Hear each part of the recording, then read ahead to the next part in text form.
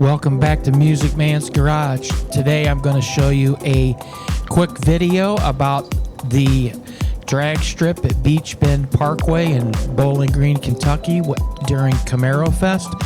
I only did 3 times down the drag strip, and as you can see from this very first pole, I shut off all of the traction control and everything, and I got a little squirrely. So I decided to go ahead and shut that off when I went down the track.